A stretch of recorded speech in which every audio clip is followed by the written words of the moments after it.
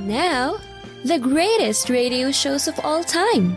Suspense. The Shadow Node. Washington calling David Harding, Counterspy. Classic radio theater. The Great Gildersleeve. Fibber McGee and Molly. Dragnet. Gunsmoke. The Lone Ranger. Now, step back into a time machine with your host, Wyatt Cox. Good evening, friends of the inner sanctum. We start this hour with crime drama. Don-maclaughlin, mandel-kramer in an episode of Phillips H. Lord's Counterspy. This episode, originally broadcast September 24th, 1949, the case of the vicious visitor. Counterspy.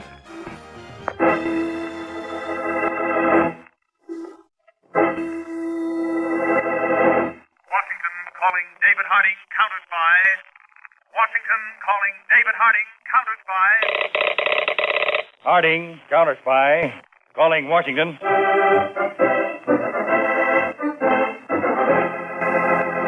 United States Counterspy, especially appointed to investigate and combat the enemies of our country, both at home and abroad. Tonight, the case of the vicious visitor. Another Counterspy report to the American people.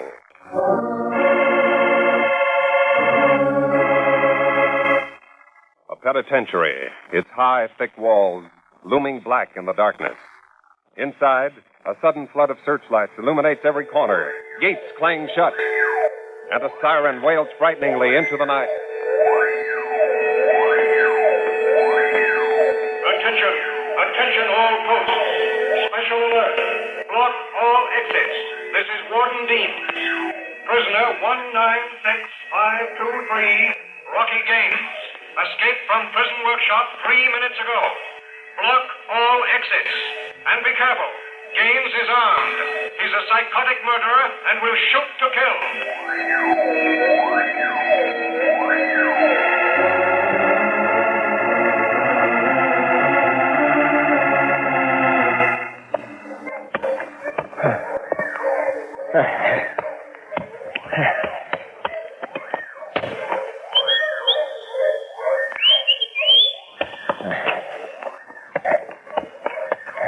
Rocky? Yeah, I made it. You got the clothes? Yeah, in the car. All right. And change on the way. The hounds are getting close. Come on, let's get going. Oh, I'm fagged out, Al. Where's the car? Right where I said it'd be, Rocky. Road cuts through this swamp just a few feet ahead. Oh, they're getting closer, Rocky. I got this far, Al. I'll get the rest of the way. I hope. There's the car. That's is in the back seat. You can change one. What? Rocky, I'm hit. A couple of shots might hold him off a minute. Al, come on, get in the back, quick. Can't move. All right, come on, I'll help you in. Oh, come on.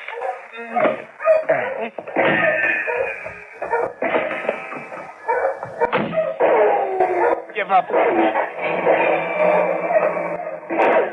Rocky, you ain't got a chance. Give up. No chance, huh? I got this far. You watch me get the rest of the way.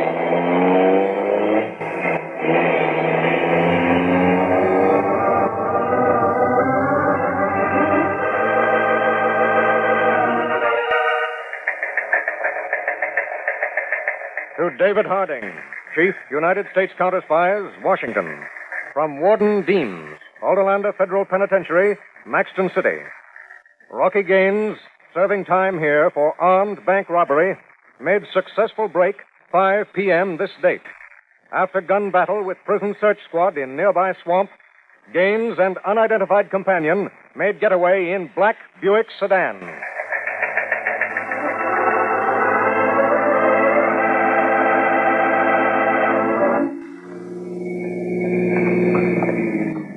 Rocky, where you driving it? We gotta ditch this car, Al. These woods are as good a spot as any. Rocky, them bump. Every time you hit a bump, it kills me. I'm all shot up. Oh, they got money on we do. You don't hear me yapping, do you? It hurts, Rocky. It hurts bad. Oh. Okay, we'll leave the jalopy here. Come on, Al. Get out of that back seat. Out, I said. We gotta keep moving. Yeah, Rocky, I swear. Down to my legs, I can't move. Rocky, I'll wait here for you. What do you mean, wait? You gotta get me a doc, Rocky. Please. Rocky, a doc's the only one that can help Oh, me. sure. Doc, I'll say, come with me and help my pal. He got shot helping me break out of the pen. Sure, you come running. You gotta do something. I can't take it. It's like a fire inside of me. You're my pal. You gotta do something. Okay, Al, I'll do something for you. Rocky, that's good. What's the idea? I told you I'd do something, didn't I? This'll put you out of your misery. Rocky, don't. You're gonna die anyway. I'm doing you a Rocky, favor. don't pull that trigger. So long, Al. Wait. See you around. Rocky,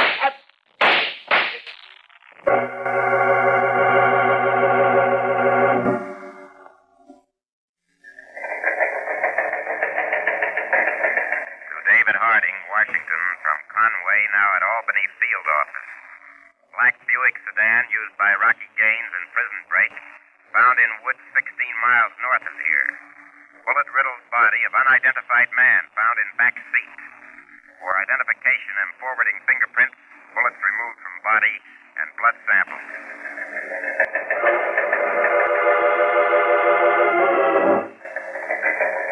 Go ahead, Chief. Harding, Washington, to Conway, Albany. Identification reports that fingerprints of the dead man are those of Alvin Troy, alias Al Trojan, formerly a sidekick of Rocky Gaines. We're working on blood samples you forwarded in the laboratory.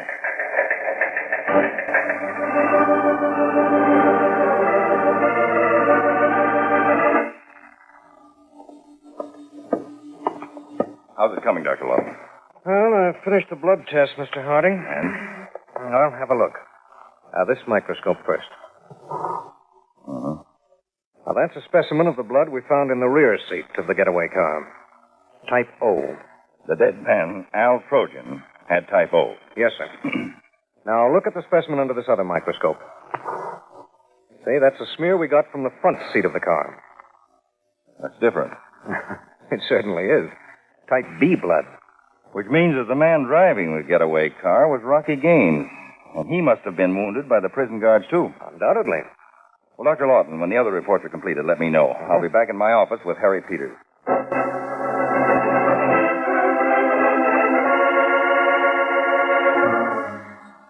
And the lab test, Peters, proved that the blood stains on the front and rear seats of the car were of different types. Now, what did ballistics dig up about the bullets in Trojan's body? Something even more interesting, Dave. Of the 5 slugs probed out of Al Trojan's body, only 2 were .30 caliber. The other 3 were .45s. What? Yes, sir. And the prison guards used .30 caliber rifles. And we know that Rocky Gaines was armed with a revolver, undoubtedly a .45. Nice boy, Rocky Gaines. This means he murdered his own partner. Rocky must have figured that Al Trojan wounded was a dead weight on his hands. And dead men tell no tales, especially to the police. Well, from all we know about Gaines, this doesn't surprise me, Peter. According to the prison report, Gaines is a psychotic trigger finger type, a purely emotionless killer without normal human conscience. Special coming in on the radio, Dave. Harding, go ahead. Conway, Mr. Harding. I'm in Tannersville. I got a lead on Rocky Gaines. Let's have it. Less than an hour ago, a motorist picked up a hitchhiker on a back road 20 miles from here. And then at gunpoint, the driver was forced out of his car and left high and dry. The driver identifies the hitchhiker as Rocky Gaines? Positively. What direction did he drive off? North. All right, Conway. From now on, we'll use Tannersville as the focal point of our operations. Set up an emergency base for us there. Right, Chief. Why Tannersville, Dave? Look at this map, Peters. Here's Tannersville, the last large town this side of those mountains. Now, you heard Conway. Rocky was driving north. Which means he's probably headed into the mountains, hmm? Right. Now, with the local police, we'll set up blocks at every intersection of those mountain roads. Rocky may get into those mountains, but he has at least 1 bullet wound. Sooner or later, he'll have to get help up there, or come out for it. And when he does, we'll have to be close by, or some innocent people may get killed.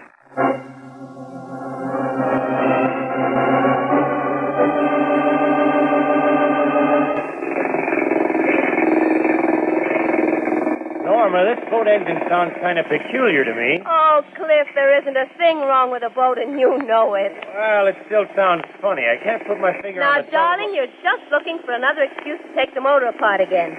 Now, isn't that it? Trouble with you, Mrs. Benton, is you know too darn much about me. Well, now, imagine a husband admitting that. Hey, you're running us right into the jetty. Oh, I am. I'm sorry. All right, now, bring it in easy. Yeah. Okay, kill the motor. Huh? This is a nice landing. Thank you. Anything special you want in town, Norma? No. Yes, Cliff. Will you stop by Jane Tompkins and ask if she heard anything about that material I ordered? Jane Tompkins material. Anything else? Not a thing. I'll be back to pick you up here at 12. All right, honey. Here at the jetty at 12. Bye.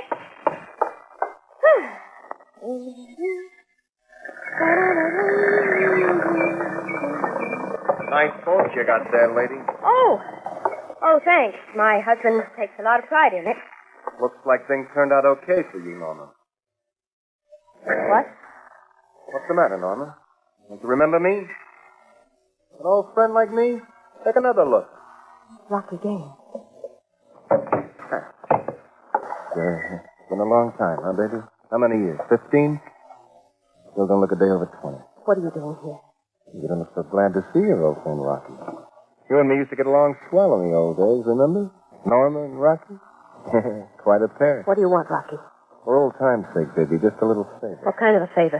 I happened to be in the neighborhood, and I remember hearing that after you left town, you come up here and married yourself a square. Some guy who runs duck hunting blinds out on that island in a lake. Yes, we live there, Cliff and I. I figured that island's just about the right place for me to lay low a while till the heat's off. Now, what do you say, Norma, baby? For old time's sake? I'm sorry, Rocky. I got a slug in my shoulder. I need a doc to take care of it. I got a healthy wad of dough. You'll get nice room and board. No, I won't do it, Rocky. I can't. I'll just pretend that you weren't here. That I didn't see you. You pretend, huh? It's the best I can do, Rocky. The best you can do. Now, you listen to me. I'm wise to your setup, baby. Nobody around here is supposed to know what you were before you came here. You're a nice, sweet lily of the valley in these parts, Rocky, huh? I've changed. I'm different. Norma, baby. That character Cliff who got out of that boat a few minutes ago. You two looked awful happy from where I was standing. Ever tell your husband about the old days, Norma? About yourself and Rocky Gaines? No, I guess you didn't. Now, you wouldn't want to spoil everything to make Mr. Benton unhappy, would you? Of all the places in the world, why did you have to come here? Baby, I knew you'd come through for an old friend. Oh. Now, after you take me over to your island, you call the town doctor and tell him there was a gun accident. But, Cliff, what will I tell Cliff? Just tell your husband that an old friend named Steve Evans is staying for a visit. Now, turn that motor over, baby. Let's get out to that island fast.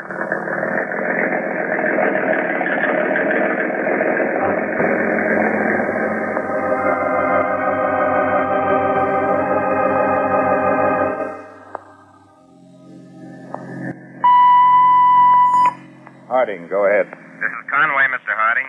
We've just located a car stolen by Rocky Gaines. It's lying at the bottom of a ravine, completely wrecked. What about Rocky? No trace of him, Chief. What's the location, Conway? Just off a dirt road called Elder Lane, 9 miles south of Crystal Lake. All right, Conway, we'll head that way. Better step on it, Pete. Right, Dave. We'll have to turn onto Route 16A for Crystal Lake. Crystal Lake. It means Rocky's still moving north. Yes. Without a car, he's going to be slowed down. Dave, now we can start closing in on Rocky Gaines from all sides. Yes, and let's hope we get him before any innocent bystanders excite his murder-mad mind.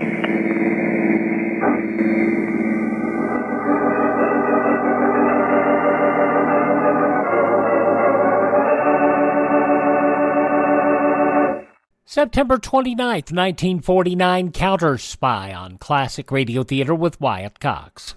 It's a big, bold story set in the heartland of America, along the edge of Lonely Mountain. I am open for business. And so Big William Gorgon, played by handsome Michael James, fiercely set down his Midwest roots. Oh, darling, we're going to sell bathrobes and raise chickens. Set his adoring wife, Wilhelmina, portrayed by beautiful Glenda Olsen. Oh, I love our store, Will. But they hadn't counted on Big Ralph's bathrobes and cattle store coming to town. Oh, Will, what will we do, Will? Will had a plan, a way of facing off against tough Big Ralph. We're going to change the face of America. We're going to advertise. For what? With print, broadcasting, and bus benches, we're going to tell people who we are and where we are. What's a bus? And so the story of how one man brought advertising to the heartland. Oh, will it work? It will. Well, my name ain't Will, Wilhelmina. You got to advertise or we'll die. And so the greatest marketing story of all time is here. Advertise or die, dopey.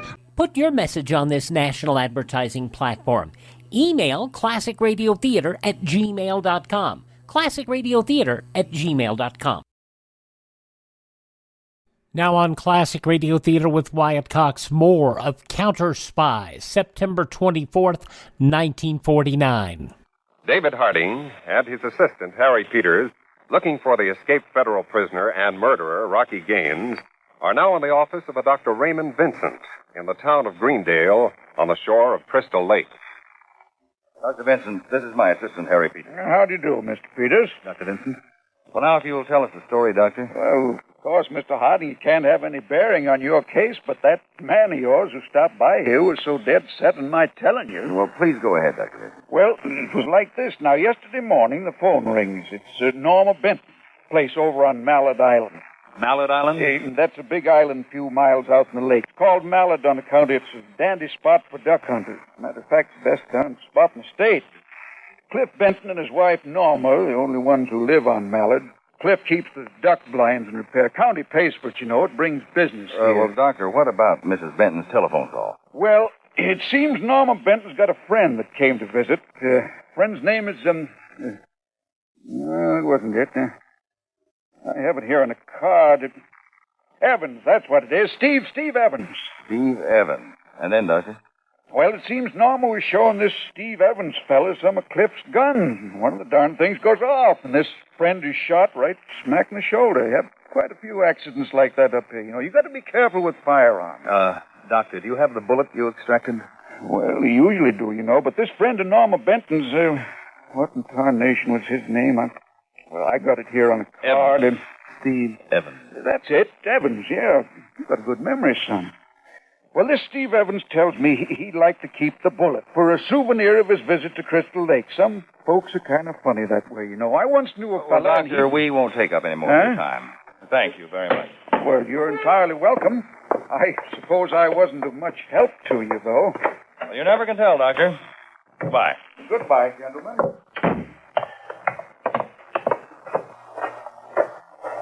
What do you think, Dave? I'll bet you my pension that the Benton's visitor is Rocky Gaines. Hop in, Peter.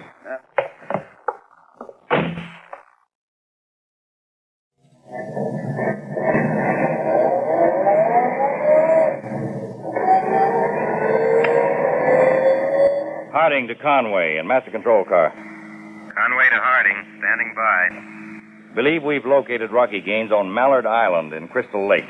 Have all mobile squads in area report to me at Lakeshore town of Greendale. That is all. The wind-up, Dave? Well, not just yet, Peter.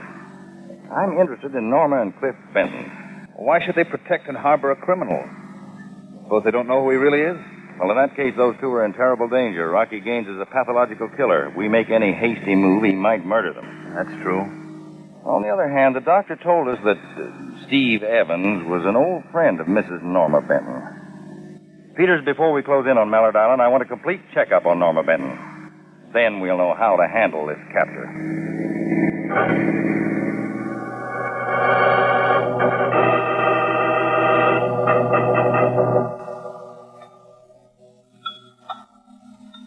Well, that was a real swell dinner, Mrs. Benton. Norma's my favorite cook, Mr. Evans. You're lucky to have a wife like her. Yes, don't I know it? But Norma, dear, you haven't said a word all evening. Is there something wrong? No, You hardly ate anything, dear. I wasn't very hungry, Cliff. Something on your mind, maybe, Mrs. Benton? No, there is nothing on my mind. Norma, dear, something is bothering me. Now, you haven't been all right for the past few days. What is it, dear? I'm all right, Cliff. How many times do I have to tell you I'm perfectly all right? Now let me alone. Norma, wait. I just want to be let alone. Norma! Looks like I maybe started something, Mr. Benton. No, it's not your fault, Mr. Evans. Only I can't understand what's gotten into her. She was always so happy here, you know, on the island. Such a safe, peaceful place. Yeah, Mr. Benton. This island's about the safest place I've ever been in my life.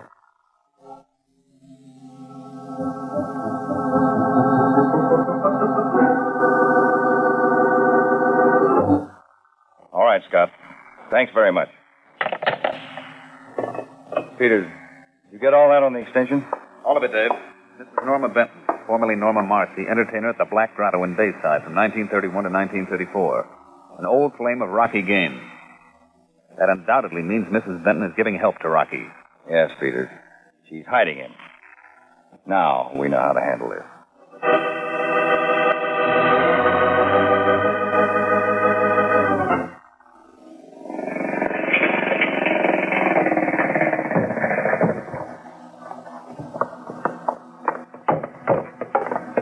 This is Norma Benton? Yes, I'm Norma Benton. What is it? I've been waiting for you to come over here from the island. But, who are you? Agent Harry Peters, United States Counterspies. Come with me, please.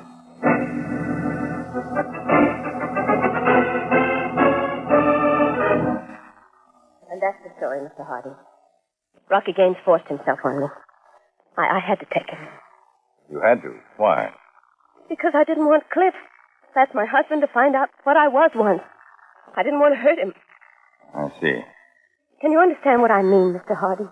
Well, yes, Mrs. Benton, but there are a great many people like you who make the same mistake. Once you were in a bad crowd, but at least you had the sense to get out. You've nothing to be ashamed of. Some people don't see it that way. The right people do, Mrs. Benton, and from everything I know about your husband, he's certainly one of the right people. I was crazy to help Rocky, I know. If I had come to you in the beginning, Cliff wouldn't be in such danger now. Danger? September 29th, 1949, Counterspy on Classic Radio Theater with Wyatt Cox. The conclusion follows these words from your favorite radio station.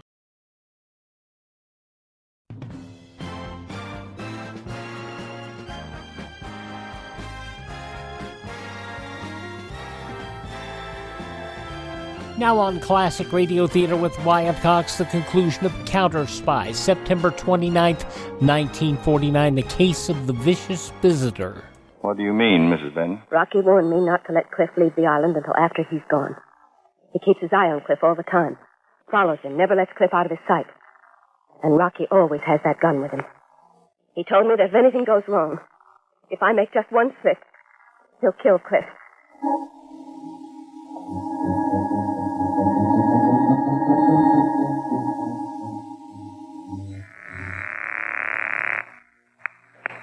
Hello?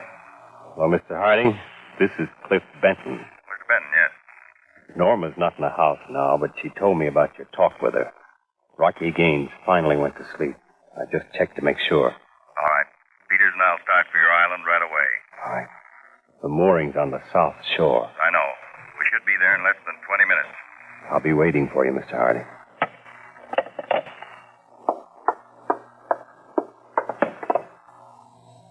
You'll be waiting, huh, Benton? Gaines. I told Norma what had happened if either of you tried playing games with me. You should have left my wife alone. I knew her long before you did, you... Gaines, don't hit me again. All you and Norma had to do was keep your traps tight till I got away. What did you have to squeal for? The counter spies found out themselves, Gaines. You're licked now. They're on their way here. And you think I'm going to sit here like one of those dumb ducks of yours, huh? Well, I can play games too, Ben, with red-hot slugs for you and for Norma. Wait, Gaines. Wait, yeah, don't worry, I'll wait. Till Harding gets here, and then I start.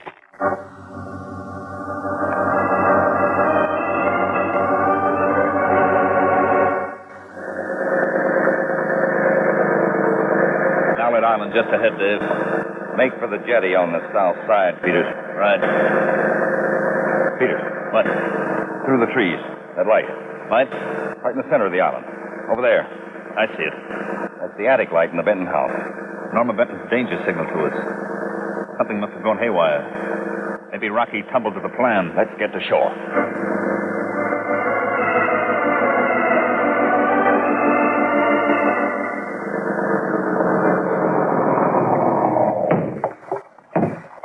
I'll make it fast. Mr. Harding. Mr. Harding. Benton, Dave. Mr. Harding, did you see the attic signal? Yes. Last I heard was from your husband. What happened? I was outside the room when Cliff called you. Rocky caught him at it, so I switched on the signal light in the attic and ran down here. We'll go right up to the house. Yes, but Mr. Harding, Rocky plans to kill us all. Cliff, me, and you. He's waiting for you to arrive. But if he finds out that I'm gone, he won't wait. He has Cliff in the living room. Peters. Dave. We'll have to improvise fast now. You circle around the house. I'll have to take a chance of going up the front way with Mrs. Benton. There's a back door to the living room, isn't there, Mrs. Benton? Yes. Okay, Peters. You come in through the back. I'll try to stall Rocky Gaines while I jockey him into position. Now, your cue to come in will be this sentence. Don't be a fool, Rocky. You got it? Don't be a fool, Rocky. I'll set on it, Dave. Shot, Dave. Cliff! Cliff, he's still Cliff! Mrs. Benton, wait. Don't go back there alone. Wait.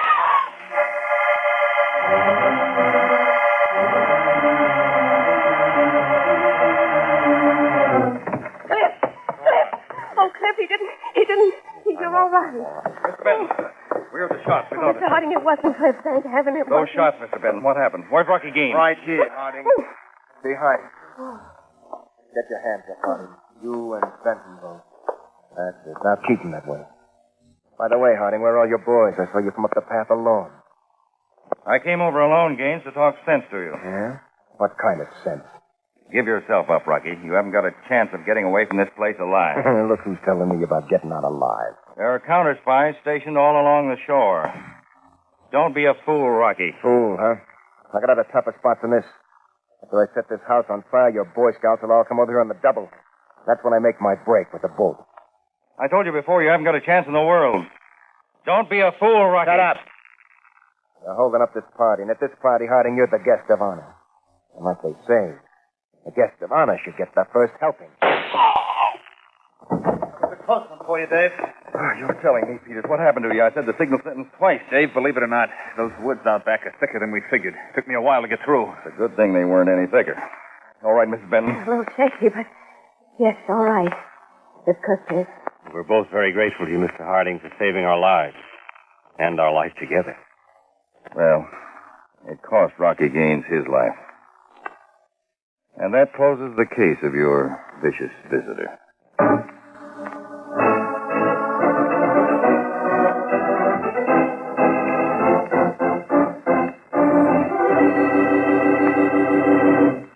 This is David Harding again. A special word to employers. Give work to our handicapped veterans. Next time a job opens, write to Captain Maurice Witherspoon, Masonic Veterans Committee, 71 West 23rd Street, New York City. Give our fighting men a fighting chance for rehabilitation. Tune in every Tuesday and Thursday, same time, same station to Counterspy. Listen next Tuesday for the exciting Counterspy case of the sweepstake murders. When frightened witnesses could gasp only murdered by a golden sword. When strange and eerie sounds came from the depths of a ship. When a man had to be shot at to make him talk. These were some of the elements your counterspies faced in our next case. Tune in on Tuesday to Case of the Sweepstake Murders on Counterspy.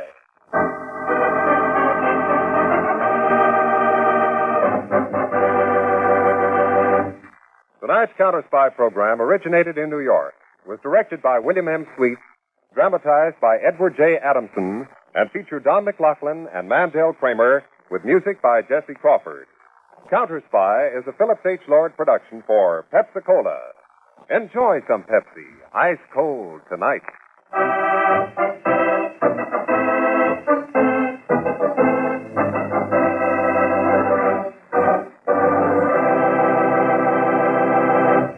Pepsi-Cola hits the spot from the September 29th, 1949 Counterspy on Classic Radio Theater with Wyatt Cox.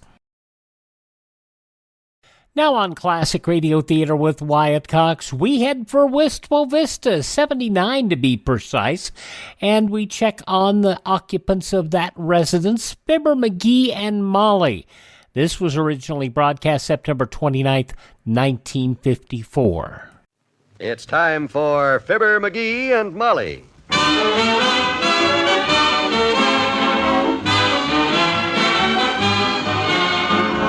Sundays through Thursdays, NBC brings you Fibber McGee and Molly transcribed. The show is written by Phil Leslie and Len Levinson and directed by Max Hutto.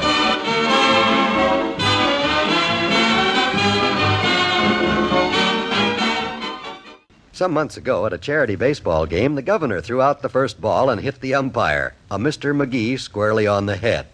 Yesterday, the governor came back to Wistful Vista, and Mr. McGee hit him for a soft, well-paid state job. And, of course, my biggest problem, Wimp, is to decide what state job to accept. There's so many of them. Oh, it must be a problem. That's why I got this book from the library, to see just what the state has to offer. Oh? For instance, now, I might let the governor make me a Public Utilities Commissioner so I could cut our light and gas bills for us. That would be nice. Is that one of the jobs you've been offered? Well, as a matter of fact, Mr. Wimple, he hasn't been offered anything specific yet. I wish you wouldn't pin your hopes too high, McGee. How can I possibly do that? You heard the governor himself say he'd take care of me. I know, but that was on the golf course. He was in a hurry to play. You were in his way. Well, even so, Mrs. McGee, if the governor himself promised... This is election year, Mr. Wimple. Those politicians are very fast with a promise in election year, you know. He didn't just promise, kiddo. He turned the whole thing over to that guy on his staff. You know, the keeper of the pork barrel. The one that dishes out the jobs. He's the guy we're going to see today at 3 o'clock at the hotel. Oh, him, that Kenny fella. Yeah. I don't know. I don't trust him. He looks exactly like the man who sold my father a wooden lightning rod one time. My goodness. I think politics is so exciting. Sweetie Face ran for office one time, you know. Really? Yes. Sheriff. No kidding. I didn't know that. Yes, and I think she'd have won it, too. Only she was disqualified at the last minute because she went to the polls and voted for herself. Well, it's no crime to vote for yourself. They all do it. 17 times? She scurried around from pole to pole like a phone company troubleshooter. I was glad she wasn't elected, really. Glad she lost? Gee whiz, that's a pretty good job. For her, yes. But, well, how would you like to be known all over the county as the sheriff's husband? Yeah. Well, you may get to be known as the friend of a guy that he's a power in state politics, Wimp. My main problem right now is to pick out the job where I can be of the most service and do the best job for the people. Which people? The people at 79 Whistle Vista. Which else? Spoken like a true politician. Just look at the possibilities in this book, Molly. I could be state livestock sanitation inspector. No, positively no. Okay. There's plenty more to pick from. Fish, Game, and Oyster Commission. Poultry Improvement Council. Hey, listen to this one. Fistical officer of the State Boxing Commission. Fistical officer? Boy, they don't come any more fistical than I used to come. I guess maybe that's the job I'd like. What about this yen you had yesterday to be a regent? Well, I gotta think this over. Let me see what a regent makes. Toll Bridge Authority. Garbage inspector. Board of Regents, State University. Don't say how much they get, but they're appointed for 16 years. Oh, my. Let me see. That'd make you... Never mind. Not getting sensitive about your age at your age, are you, dearie? No, not at all. Go right ahead and figure. Just remember, I'm a year and 3 months older than you are. Now, how much did you say that'll make me? Oh, let's skip it. Okay. Let me see. Should I be the fistical officer of the State Boxing Commission or a regent of the university? It's a real difficult decision to make. Oh, it certainly is. I gotta weigh it carefully. Which do I like most, prize fighting or football? Let me look at that book. Maybe you can break the deadlock by applying for some other job. How about this one, keeper of the state seal? State seal? I thought they kept the state seal in the state zoo. No, they keep the state bird in the state zoo, though. I thought that was called an aviary. There's no such bird as an aviary, Molly. That's a bee's hometown. Apiary. The state bird? No, the bee's hometown. What state is it in? Stuffed, I hope. What stuff? The seal. Otherwise, it'll eat you out of house and fish. Wait a minute now. How did fish get into this? I don't know, because the state seal is neither fish nor fowl. Well, then, for Pete's sake, what is it? It's a wildcat with its teeth bared and its claws clawing, uttering the state motto, "Tread on me at your own risk." That's what I've been saying all along, Wimp. You gotta keep a dangerous animal like that in the zoo.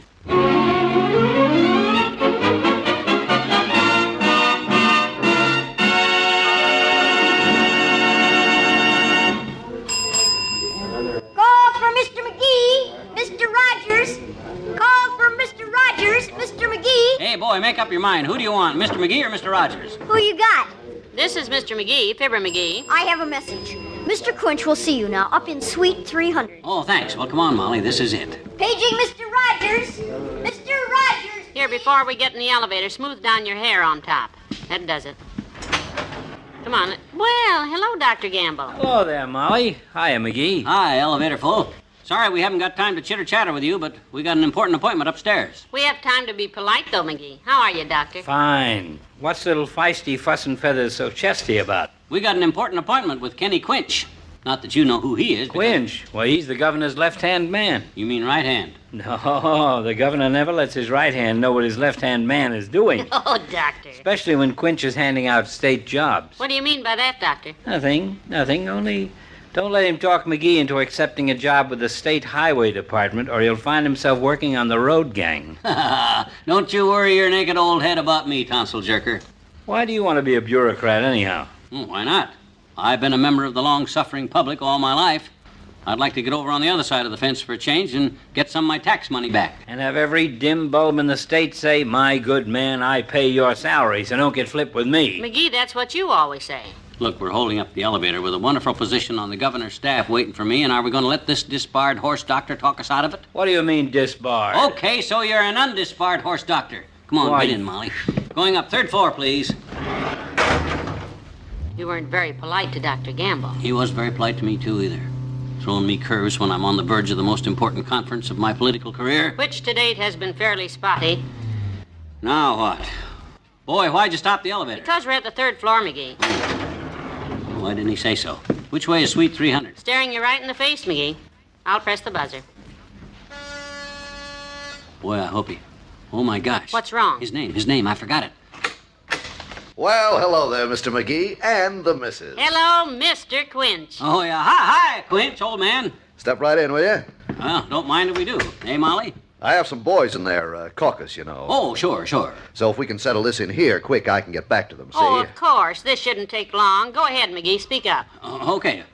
Well, the governor said yesterday he wanted me to have a state job, and I said it don't have to be anything steady, you know, something honorary, but monetary would do. Yeah, I remember. Now, let me see. Oh, yes, the highway department. Oh, no. I won't have my husband on the road gang. Well, that isn't what I had in mind. Well, me neither, Bud. How about some job where a real level head will do, like being a regent or a fiscal officer for the boxing commission, or maybe... Oh, wait a minute. You mentioned something I can do something about. You'd like to be a regent, huh? Yeah, that was my very first choice. A regent, think of that. I'll have the appointment drawn up when I get back to the State House. What's your address here? 79 Wistful Vista. 79 Wistful Vista. Then it's all settled. You'll be getting it in the mail next week. Swell, Kenny, old man, swell. And look, when you see Governor Pottle, I want you to thank him for me, will you? Tell him I'm going to make him and the State University mighty proud of me. State University? You made me a regent, didn't you? Oh, yes, but I forgot to tell you what you're going to be regent of. Not the university? Oh, those regents are appointed for 16 years, and they never seem to die. But we've got a dandy state barber college, and we're putting you on the board of regents there. For the examinations, you know. Examinations? Well, sure. Every barber has to be examined before he can get a state license. Well, that ain't exactly what I expected, but... Well, maybe it won't be so bad after all. Of course not. Oh, it gets kind of rough when you hit a nervous barber, and he takes the skin off your nose or ear. You mean the examination takes place on my face? Yes, but don't worry. If he cuts you up, you just don't give him a license. Oh, I wouldn't. Well, I got to get back to the caucus. So long, Regent, and good luck. Oh, I think I'll resign. Let's go.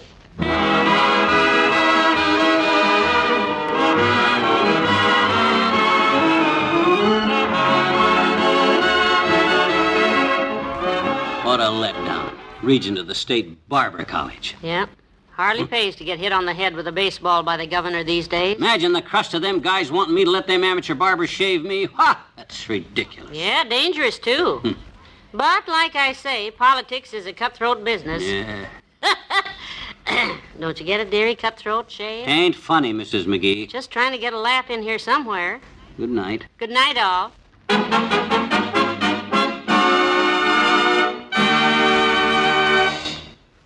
Fibber McGee and Molly is an NBC Radio Network production transcribed with Bill Thompson as Mr. Wimple, Arthur Q. Bryan as Dr. Gamble, Hy Averback as Kenny Quinch, and Richard Beals as the bellboy. Tomorrow, McGee forgets this unhappy experience and turns his attention to his better half with surprising results. This is John Wald inviting you back tomorrow to Fibber McGee and Molly.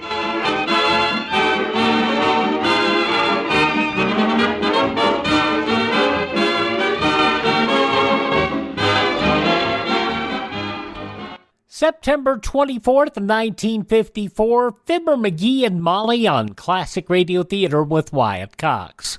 Remember how relieved you were when you heard there was at last a vaccine to stamp out polio? Remember the early doubts and fears that it hadn't really been perfected? Those days are behind us. Areas where the Salk vaccine has been taken by substantial numbers of children and adults under 40 have shown remarkable results.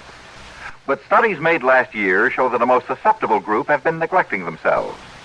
Almost 41 million adults under 40 years of age have not taken as much as one polio shot. Do you doubt that this is important?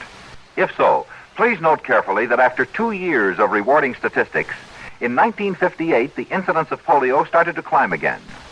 The vaccine won't work on people who don't take it. At least 3 shots, spaced as your doctor or clinic recommends, are vital for maximum protection from polio. The CBS Radio Network and its affiliated stations join the United States Department of Health in urging, get your polio shots. Get them starting now. Ladies and gentlemen, the chief hope of our enemies is to divide the United States along racial and religious lines and thereby conquer us. Let's not spread prejudice. A divided America is a weak America. Through our behavior, we encourage the respect of our children and make them better neighbors to all races and religions. Remind them that being good neighbors has helped make our country great and kept her free. Thank you. A good message from Mr. Benny. Thank you so much for tuning in to Classic Radio Theater with Wyatt Cox. Would you do me a favor and thank this station, support their advertisers? It is their kindness and courtesy that allows us to be with you each and every time we roll around here on your favorite radio station. And if you miss a day, you don't have to miss a single show. All of our shows are available at our webpage, which is classicradio.stream. classicradio.stream. You can stream our shows on demand, learn more about classic radio collecting there. You can find places where you can download our shows. You can also find our social media links, easiest way to get hold of us. Or if you want to, there's other information on how you can contact me there. And if you like what we do, you can buy me a coffee. That buy me a coffee money goes to acquiring additional classic radio collections for us to bring you here on your favorite station. Thank you for tuning in. Tell all your friends the great radio shows are right here at this spot on the dial. Classic Radio Theater with Wyatt Cox on your favorite station.